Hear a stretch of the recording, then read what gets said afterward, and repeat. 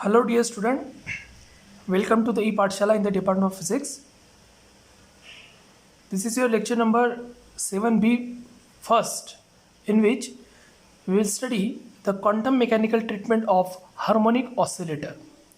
ये हमारा unit number second का 7th बी लेक्चर है, जिसके पार्ट 1 में हम देखने वाले हैं quantum mechanical treatment of harmonic oscillator.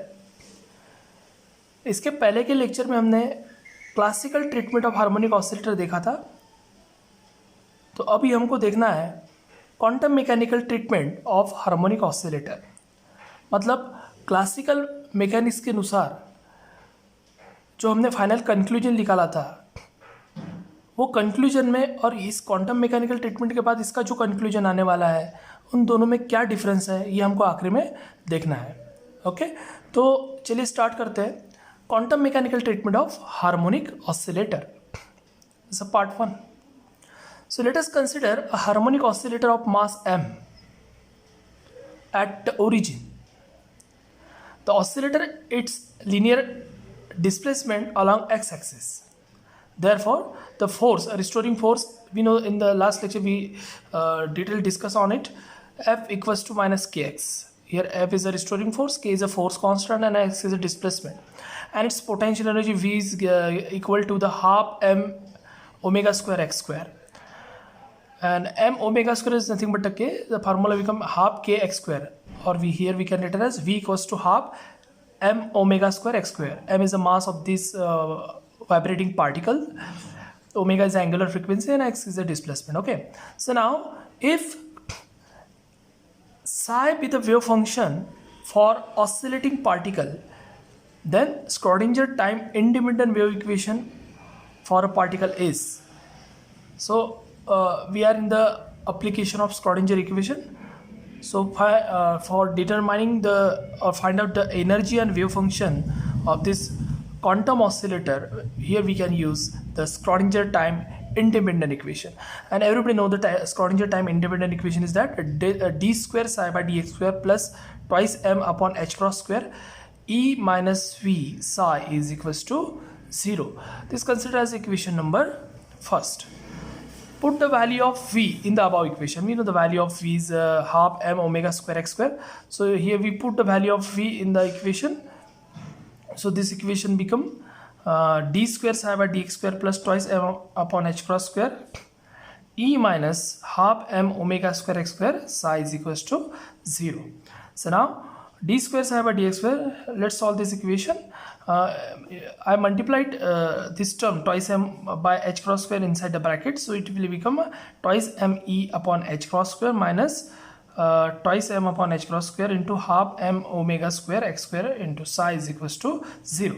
So now d square psi by dx square plus twice m e upon h cross square minus, अब यहाँ पे देखिए 2 कैंसिल होता है, m और ये m होगा m square.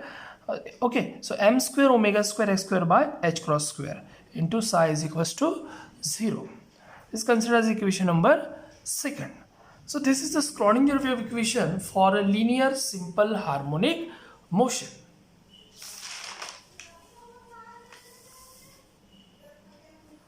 So now for simplified this wave equation number 2, for simplification of this equation,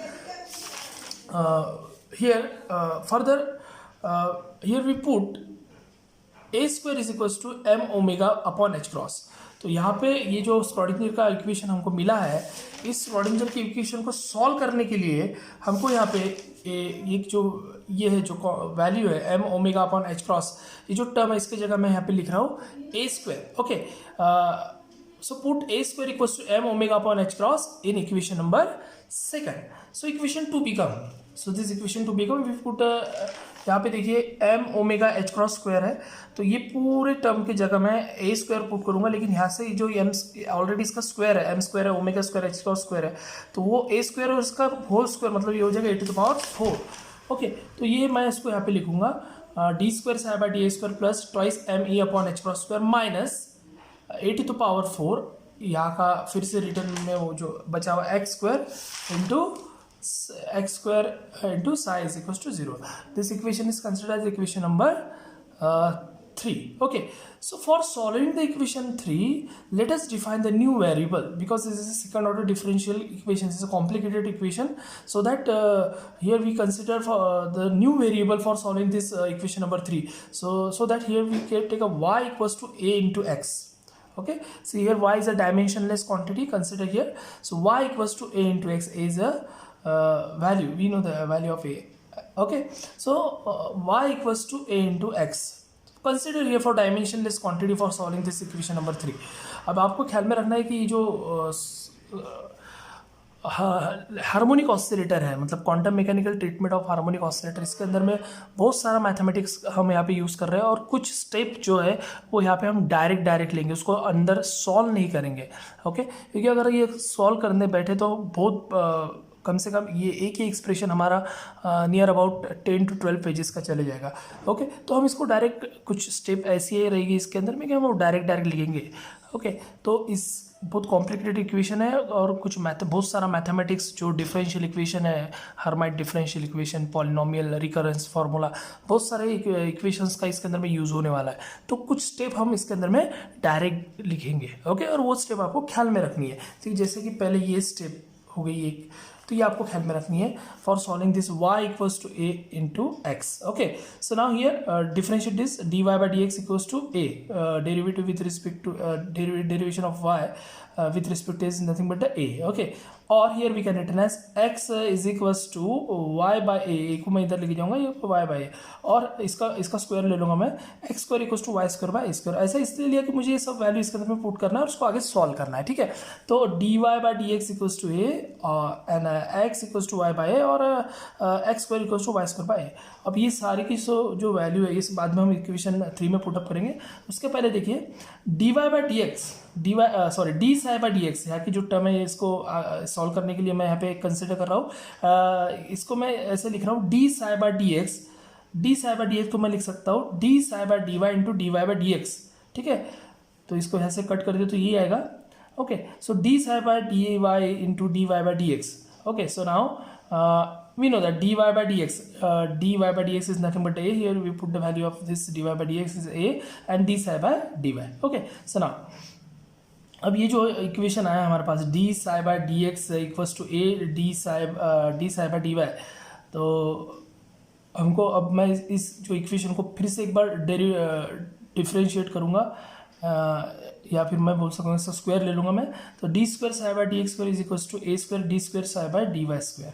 ऐसे इसलिए किया कि हमको ये जो जितनी भी वैल्यू है, ये जो हमने टर्म ली है, ठीक है, जो नया वेरिएबल लिया है, इसके थ्रू हमको इस वैल्यू निकाल के इसके अंदर पुट करना है, उसको फिर उसको आगे सॉल्व करना है.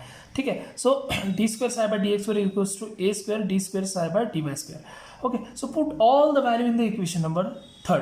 तो अभी जो भी कुछ वैल्यू यहाँ पे जो वेरिएबल लेके लिख लिए, ये सभी वैल्यू को हम इक्वेशन नंबर 3 में रखेंगे. तो देखिए, put all the value in equation number 3 is here D square psi by D X square की वैल्यू लिख लिए A square D square psi by D Y square, और twice M E upon H cross square minus A square into, अब X square की value मैं ये लिखूंगा Y square by square, so into Y square by square. Okay, into psi is equals to 0. Equation number 3 में put करने के बाद हमको ये मिला है. नाउ यहाँ पे देखिए ए स्क्वायर और ए टू द पावर 4 इसका एक कैंसिल हो जाएगा और बचेगा A square. So A square into D square psi by D Y square plus twice M E upon H cross square minus बचाएगा है जो A square Y square psi is equals to 0. अब मैं क्या कर रहा हूँ, ये जो पूरी जो दोनों भी टर्म है इसको ए स्क्वायर से डिवाइड कर रहा हूँ. So dividing A square to the above equation, so it will become, ये ए स्क्वायर कैंसिल हो जाएगा, ये बचेगा D square psi by D Y square plus twice M E upon A square into H cross square minus, अब यहाँ पे divide करेंगे हम ए स्क्वायर से, तो ए स्क्वायर कैंसिल, तो यहाँ बचेगा minus Y square into psi is equals to 0. ठीक है, तो यहाँ तक का हम अभी आ चुके हैं. So D square psi by D Y square plus twice M E upon A square H cross square minus Y square psi is equals to 0. So now put the value of A square is equals to M omega by H cross. ये पता है हमको, देखिए ये value है A square equals to M omega H cross in the above equation we get. तो मैं क्या करूँगा, जो ए की वैल्यू है, जो ये ए की वैल्यू है, ये M omega by H cross मैं यहाँ पे रखूँगा. तो मैंने ये यहाँ पे रख दिया D square psi by D Y square plus M twice M E upon M omega by H cross square into H cross, sorry M omega by H cross into H cross square minus Y square psi is equal to 0। अब यहाँ पे देखिए ये H cross एक और ये यहाँ पे कैंसिल हो जाएगा और ये एक एम और ये एम कैंसिल हो जाएगा, तो हमारा इक्वेशन बनेगा therefore D square psi by D Y square plus twice E upon H cross into omega, ठीक है, plus okay twice E H cross omega minus Y square psi is equal to 0। तो ये हमारा ये equation यहाँ पे बन चुका है। सो नाउ और D square psi by D Y square plus, अब ये जो पूरी टर्म है twice E by H cross omega, इस इक्वेशन को इस टर्म को मैं लिखूंगा यहाँ पे एक constant lambda. Okay, so D square psi by D Y square plus lambda minus Y square psi is equal to 0। तो twice E by H cross square उसको मैं यहाँ पे लैम्बडा लिख रहा हूँ। तो ये जो इक्वेशन मिला ये है सेकंड ऑर्डर डिफरेंशियल इक्वेशन, इसको मैं बोलूँगा इक्वेशन नंबर 4, और इसको ये जो पुट किया इसको मैं इक्वेशन नंबर 5 यहाँ पे देता हूँ, ठीक है। So now let us assume the following solution to solve this equation. अब ये इक्वेशन सॉल्व करने के लिए मैंने ये सॉल्यूशन जो डिफरेंशियल इक्वेशन का जो सॉल्यूशन है वो मैंने यहाँ पे एज्यूम किया है। वो एज्यूम किया, देखो ये स्टेप अब आपको नोट करनी है। Okay, so psi equals to F of Y E to the power minus Y square by 2। Okay, तो ये जो डिफरेंशियल इक्वेशन है इसका ही सॉल्यूशन है एक, और ये सॉल्यूशन मैंने एज्यूम किया है, ठीक है। इसलिए एज्यूम किया है कि इसको सॉल्व करने के बाद, मतलब ये जो इक्वेशन है ये आइगन फंक्शन है, और इस आइगन फंक्शन पे डिफरेंशियल ऑपरेटर का यूज़ करके हमको कुछ आइगन वैल्यू यहाँ पे निकालनी है, ठीक है। सो using this equation in equation 4 and simplified. Okay, तो ये इक्वेशन का ये है साई है, ये है साई वेव फंक्शन, इस पे ऑपरेटर डिफरेंशियल ऑपरेटर का यूज़ करना है और इसको सॉल्व करना है। सॉल्व करने के बाद जो भी वैल्यू निकलती है, सॉल्व करने के बाद जो भी कुछ अगला डिफरेंशियल इक्वेशन आता है वो आता है ये, देखिए D square F upon D Y square minus 2y D F upon D Y plus lambda minus 1 F is equal to 0। Okay, अब ये जो इक्वेशन आया है वो है this is a standard Hermite's differential equation and the solution of this equation are Hermite polynomials hn of y। ये BSc second year में जो मैथमेटिक्स होता है, हर डिफरेंशियल इक्वेशन के डिफरेंट टाइप्स होते हैं, Hermite differential equation, vessels differential equation. तो ये जो इक्वेशन आया है ये है Hermite standard Hermite differential equation, ठीक है। ओके, तो ये बहुत ही कॉम्प्लिकेटेड रहने की वजह से इस तरीके से हमने यहाँ पे एडजस्टमेंट करके इसको आगे सॉल्व किया है। Okay, so psi is equal to F of Y E to the power minus Y square by 2। So using this equation, ये जो वेव फंक्शन है इस पर हमने डिफरेंशियल ऑपरेटर्स उसको ऑपरेट किया है, और ऑपरेट करने के बाद हमने इसको सॉल्व किया है। सॉल्व करने के बाद हमको ये इक्वेशन मिला, this is the standard Hermite differential equation and the solution of this equation are the Hermite polynomial hn of y। Okay, तो अभी देखिए यहाँ पे, तो इसका ये जो सेकंड ऑर्डर डिफरेंशियल इक्वेशन का जो हर्माइट डिफरेंशियल इक्वेशन, इसका सॉल्यूशन ये लिखा हमने डायरेक्ट डिफरेंशियल इक्वेशन सॉल्व करने के बाद हमको मिलता है complementary function plus particular integral. तो उसको सॉल्व करने के बाद ये जो इसका सॉल्यूशन है वो सॉल्यूशन इस तरीके से हमने यहाँ पे लिखा है, thus the eigen function of harmonic oscillator are given by. Okay, so this is a wave function. Okay, so psi N of Y equals to N hn of y e to the power minus Y square by 2। मतलब ये जो function था f of y उसके जगह हमने ये ले लिया hn ऑफ y, और ये n is a normalisation constant. जैसे जनरल वेव इक्वेशन होता है, वेव फंक्शन जो होता है, पार्टिकल यहाँ पे वाइब्रेट हो रहा है, माइक्रोस्कोपिक पार्टिकल है वाइब्रेट हो रहा है, तो उस सिचुएशन में माइक्रोस्कोपिक पार्टिकल का जो वाइब्रेशन है उस सिचुएशन में उसका वेव फंक्शन और एनर्जी क्या है, ये हमारा एम है उसको निकालने का। तो सबसे पहले हम एनर्जी निकाल रहे हैं यहाँ पे। तो एक ये जो वेव फंक्शन है इक्वेशन नंबर 6 हमने इसको नाम दिया, इसका मैं आगे यूज़ करूँगा जब हम वेव फंक्शन निकालेंगे। तो वेव फंक्शन के अंदर में जो psi of N of Y N जो होता है, एन होता है नॉर्मलाइज कांस्टेंट, जिसको हम आगे सॉल्व करते हैं, ठीक है। तो ये जो इक्वेशन नंबर 6 है इसका यूज़ मैं वेव फंक्शन जब हम निकालेंगे तो तब मैं यूज़ करूँगा। तो सबसे पहले हमको एनर्जी निकालना है, जो भी माइक्रोस्कोपिक पार्टिकल है, ठीक है, वाइब्रेटिंग पार्टिकल, उसकी हमको एनर्जी निकालना है। तो एनर्जी निकालने के लिए देखिए मैं अभी आके यहाँ पे सॉल्व कर रहा हूँ। यहाँ पे देखिए जैसे कि मैंने अभी ये बताया था थोड़ी देर के पहले कि ये जो है ऑपरेटर जो है होता है वो वेव फंक्शन पे ऑपरेट होता है और हमको आइगन वैल्यू मिलती है उसके बाद में, और सेम वेव फंक्शन रिपीट होता है। उसी तरीके से ये जो हार्मोनिक ऑसिलेटर का जो आइगन फंक्शन है ठीक है। इसी के ऊपर में डिफरेंशियल ये जो D square by D Y square, ये जो डिफरेंशियल ऑपरेटर है, फिर से हम इसके ऊपर में ऑपरेट करेंगे। ऑपरेट करने के बाद इसको सॉल्व करेंगे और इसकी मैं डायरेक्टली यहाँ पे आइगन वैल्यू लिख रहा हूँ। मतलब ये ऑपरेटर जो आइगन फंक्शन पे ऑपरेट हुआ है, ऑपरेट होने के बाद इस पर ऑपरेट होने के बाद हमको एक कुछ टू भी आइगन वैल्यू मिलेगी। ठीक है, तो वो आइगन वैल्यू हमको मैं डायरेक्टली लिख रहा हूँ यहाँ पे। So eigen energy eigen value और आइगन वैल्यू ऑफ एनर्जी, तो ये जो आइगन वैल्यू मिली है lambda is equal to twice n+1। ये स्टेप एक नोट करनी है आपको, यहाँ पे ये भी नोट करना है, ये इक्वेशन भी नोट करना है। तो जहाँ जहाँ भी मैंने एरो बताया वो नोट करना है आपको। डायरेक्ट स्टेप मैंने लिया है, बीच का जो एक सॉल्विंग प्रोसेस है वो अवॉइड किया है पे। ठीक है, so now lambda equals to twice n+1 where n equals to 0 1 2 3 and so on. So therefore lambda, अब यहाँ पे जो लैम्बडा की वैल्यू हमने इक्वेशन नंबर 5 जो लिखा है, इक्वेशन नंबर 5 जो है ये, तो यहाँ पे जो लैम्बडा की वैल्यू थी twice E by H cross ये वैल्यू, और ये अभी आइगन फंक्शन जो हर्माइट डिफरेंशियल के ऊपर से जो आया है, आइगन फंक्शन के ऊपर में जो ऑपरेटर यूज करके जो आइगन वैल्यू हमको मिली है लैम्बडा की, वो है lambda equals to twice n+1। अब ये ट्वाइस n+1 और ये दोनों को इक्वेशन को हमको इक्वेट करना है। इक्वेट करने के बाद हमको मिलेगा from about to equation twice E by H cross omega equals to twice n+1। अब हमको निकालनी है energy, therefore E is equals to twice n+1 into H cross omega by 2। Now ये 2 को इसको डिवाइड करना है। डिवाइड करने के बाद ये मिलेगा E equals to n plus half H cross omega. This consider equation number 7। और अब आपको पता है कि H cross is nothing but H by twice by and omega equals to twice by nu. तो इन दोनों भी वैल्यू को इसमें पुट करना है, सॉल्व करना है, और सॉल्व करने के बाद ये कट होगा, हमको मिलेगा E equals to n plus half H nu, where h nu is the classical frequency of harmonic oscillator. So equation number 7 and equation number 8 is the energy of harmonic oscillator.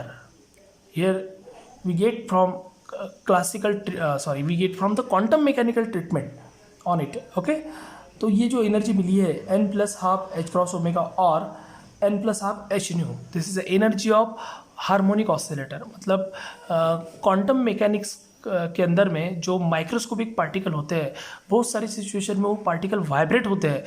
तो simple motion, straight line motion, ठीक है, और electron which is performing a straight line motion, एक condition ये हुई। दूसरी condition की electron which is revolving in around the nucleus, ये एक दूसरी कंडीशन है। तीसरी कंडीशन ये है कि the electron which is vibrating along its mean path is performing to and fro motion. उस सिचुएशन के अंदर में स्क्रॉडिंजर इक्वेशन का यूज़ करके हमको यहाँ पे उसकी एनर्जी और वेव फंक्शन निकालना था। तो हम ये पहले एम पे पूछ गए कि जो हमने यहाँ पे एनर्जी निकाली है, हमने यहाँ पे एनर्जी निकाली है वाइब्रेटिंग पार्टिकल की, हार्मोनिक ऑसिलेटर की, क्वांटम मैकेनिकल ट्रीटमेंट देखिए। ठीक है, तो ये हमारा एम था कि हमको एनर्जी निकालना था। तो हमने यहाँ पे ये एनर्जी निकाल ली है, और एनर्जी निकालने के लिए हमने स्क्रॉडिंजर टाइम इंडिपेंडेंट का इक्वेशन का यूज़ किया था, और वो इक्वेशन का यूज़ करके हमने आगे सॉल्व किया। सॉल्व करने के बाद recurrence formula, Hermite differential equation, polynomials का यूज़ करके आगे सॉल्व किया गया, और डायरेक्ट हमको आइगन वैल्यू मिला। और आइगन वैल्यू को वो lambda equals to twice E upon H cross omega को कंपेयर करके हमने इस एनर्जी का इक्वेशन निकाला है। So equation 7 and 8 is nothing but the energy equation, okay, of the linear harmonic oscillator. So where n is called as vibrating quantum number and take the value n equals to 0 1 2 3 and so on. अब यहाँ पे इसका मतलब हुआ, देखिए मैं equation 7 and 8 gives the energy value of the linear harmonic oscillator। अब यहाँ पे मैं उस एनर्जी का पिक्चर ड्रॉ कर रहा हूँ। देखिए अलॉन्ग एक्स एक्सिस x है और अलॉन्ग y एक्सिस एनर्जी मैंने निकाला है, और जो हमारी एनर्जी मिली है वो इस तरीके की कर्व की मिली है हमको। देखिए यहाँ पे if you put n equals to 0 here we get half H nu, so E not equals to half H nu और एच क्रॉस ओमेगा। फिर से मैंने n इक्वल्स टू 1 पुट किया तो ये मिला, n इक्वल्स टू 2 के लिए ये, 3 के लिए ये, 4 के लिए ये, और 5 के लिए 11/2 एच क्रॉस ओमेगा। ठीक है, अब ये सबसे जो नीचे की है ये है ग्राउंड स्टेट एनर्जी, ये हो गई ग्राउंड स्टेट एनर्जी। तो इसी एनर्जी वैल्यू के ऊपर से इसका जो कर्व बना है वो इस तरीके से बना है, ये जो दिख रहा है आपको। तो parabola gives the potential energy of the vibrating particle. Okay, ठीक है, तो उसकी एनर्जी की जो एनर्जी स्पेक्ट्रम जो है वो एनर्जी हमको बोलेंगे even space energy level of the harmonic oscillator. ठीक है, तो यहाँ पे देखिए इवन स्पेस, ठीक है। तो अब ये यहाँ पे आप देख सकते हो कि कोई भी एनर्जी का जो दोनों एनर्जी के बीच का जो डिफरेंस हम लेंगे वो कांस्टेंट आ रहा है, वो आ रहा है एच क्रॉस ओमेगा। कोई भी दो एनर्जी के बीच का डिफरेंस ले लीजिए, नियरली अबाउट, तो वो आता है एच क्रॉस ओमेगा, ठीक है। तो ये तो होगी energy diagram of harmonic oscillator, ठीक है। तो इसी एनर्जी की वजह से, इसी जो एनर्जी की वैल्यू है उसकी वजह से इसका पैराबोलिक कर्व में हमको मिला है, ठीक है। So now the parabola gives the potential energy of the vibrating particle. Thus, अब इसका फाइनल कंक्लूजन जो है मैं यहाँ पे बता रहा हूँ। Thus, the energy of harmonic oscillator has a discrete value depending on value of n. The allowed value of energy are known as eigenvalue of harmonic oscillator. All the energy level of the oscillator are non-degenerate. Non-degenerate का मतलब पता है, degenerate मतलब एक energy level की multiple energy level पे split up होना, लेकिन यहाँ एक एनर्जी लेवल, एक ही ये एनर्जी लेवल है, एक वैल्यू पे एक ही एनर्जी लेवल है, ठीक है, उसको बोलेंगे हम नॉन डेंजरेट, ठीक है। तो यहाँ पे देखिए, अब अगर हम कंपेयर करते हैं क्लासिकल ट्रीटमेंट और क्वांटम मैकेनिकल ट्रीटमेंट में, तो क्लासिकल ट्रीटमेंट में के कंक्लूजन में लेक्चर नंबर 7A में हमने ऐसा देखा था कि वो जो एनर्जी वैल्यू है E1 और E2, इतने एनर्जी लेवल के बीच में नंबर ऑफ एनर्जी लेवल्स रह सकते हैं, that is energy is continuously, हमने वहाँ पे देखा था। लेकिन according to the quantum mechanics, energy is not a continuous, it is a discrete. देखिए यहाँ पे जो एनर्जी की वैल्यू है n = 1 2 3 पुट करने के बाद डिस्क्रीट एनर्जी वैल्यू आई है, मतलब हाफ एच क्रॉस ओमेगा और 3/2 एच क्रॉस ओमेगा के बीच में कुछ भी नहीं है, direct half H cross omega के बाद डायरेक्ट 3/2 एच क्रॉस ओमेगा, 3/2 के बाद डायरेक्ट 5/2 डिस्क्रीट लेवल पे वो एनर्जी वैल्यू हमको मिली है। तो यही फर्क है क्लासिकल और क्वांटम में। क्लासिकल में बोला है कि एनर्जी कंटिन्यूस रहती है, यहाँ पे बोला एनर्जी डिस्क्रीट रहती है, ओके। दस the energy of harmonic oscillator is a discrete value depending on the value of n. The allowed value of energy are known as eigenvalue of harmonic oscillator. All the energy level of the oscillator are non-degenerate. ठीक है। अब now the last point of this lecture is 0 point energy. 0 point energy means what? If we put n equals to 0, we get a half h cross omega. So half h cross omega or half h nu is called as ground state energy और 0 point energy of the harmonic oscillator. इसी को हम 0 point energy या ground state energy यहाँ पे बोल रहे हैं, ठीक है। So it is called as ground state energy और 0 point energy of the harmonic oscillator. The harmonic oscillator in equilibrium with its surrounding with approaches to an energy E equals to E naught half h cross omega and not to equals to 0 as a temperature approach to 0 Kelvin। अब generally देखा गया है कि जैसे जैसे temperature कम होता है, जो पार्टिकल का वाइब्रेशन होता है, आपको पता है कि जैसे फॉर एग्जांपल ये एक इमेजिनरी स्प्रिंग है और एक यहाँ पे एक पार्टिकल है, यहाँ पे दूसरा माइक्रोस्कोपिक पार्टिकल है, ठीक है, और यहाँ पे फिर से एक तीसरा माइक्रोस्कोपिक पार्टिकल है। उसी तरीके से अगर 2 डायमेंशन में देखते हैं तो ये इस तरीके से यहाँ पे पिक्चर इसका बनता है, ठीक है, ओके। अगर 3 डायमेंशन में देखते तो ये बाहर आता है, तो ये 2 डायमेंशन में हम देख रहे हैं, ये हार्मोनिक ऑसिलेटर का आइडियल स्प्रिंग है और ये पार्टिकल है, ठीक है, माइक्रोस्कोपिक पार्टिकल। अगर अब भी मैं इसको हीट एनर्जी प्रोवाइड करता हूँ, हीट एनर्जी प्रोवाइड करने के बाद क्या होता है कि ये जो पार्टिकल है इसकी मीन पोजीशन पे ऑसिलेट वाइब्रेट होने लगते हैं, तो वाइब्रेट होने लगते हैं एक पर्टिकुलर फ्रीक्वेंसी से, ठीक है। तो उसकी जो वाइब्रेटिंग फ्रीक्वेंसी रहती है वो डिपेंड रहती है कि कितना टेम्परेचर उसको हम प्रोवाइड कर रहे हैं, कितनी एनर्जी उसको प्रोवाइड कर रहे हैं। तो इनका बोलना ऐसा है कि अगर टेम्परेचर कम कर दिया जाए, 0 टेम्परेचर भी, 0 केल्विन टेम्परेचर भी अगर कर देते हैं तो इसका वाइब्रेशन ख़त्म नहीं होता है। जनरली क्या होता है कि टेम्परेचर जितना डिक्रीज़ करो उतना वाइब्रेशन कम होता है, जितना वाइब्रेशन कम होता है उतना उसकी रेजिस्टिविटी कम होती जाती है, कंडक्टिविटी बढ़ती है। जनरली हमने सॉलिड स्टेट फिजिक्स में ऐसा देखा है। तो यहाँ पे क्या हो रहा है कि जितना कम टेम्परेचर अगर हम करते जाए, अगर temperature approaches to 0 degree Kelvin, इस कंडीशन पे भी एनर्जी यहाँ पे 0 नहीं होती है, वो कुछ ना कुछ छोटी से छोटी एनर्जी रहती है, वो रहती है हाफ एच क्रॉस ओमेगा, उसी को बोलते हैं हम 0 point energy. So this oscillator has a certain energy even when it is not executing an vibrational motion. The 0 point energy is the characteristic result of quantum mechanics. Okay, so this is all about the quantum mechanical treatment of the linear harmonic oscillator। Okay, so इस quantum mechanical treatment से हमने यहाँ पे energy तो निकाल ली है और 0 point energy का भी कंसेप्ट देख लिया है। तो ये जो लेक्चर है 7B पार्ट 1 देखा हमने, अभी 7B पार्ट 2 में इसका शॉर्ट में एक वेव फंक्शन कैसे रहेगा ये हम देख लेंगे। जो इक्वेशन नंबर 6 था हमारा, ये इक्वेशन नंबर 6 पर से हम देखने वाले हैं इसका वेव फंक्शन। हमने यहाँ पे एनर्जी तो निकाल ली, अब वेव फंक्शन हम यहाँ पे निकालने वाले हैं अगले लेक्चर में, और साथ ही साथ कंपैरिजन देख लेंगे क्लासिकल और क्वांटम मैकेनिकल का। Okay, so thank you very much for watching this video.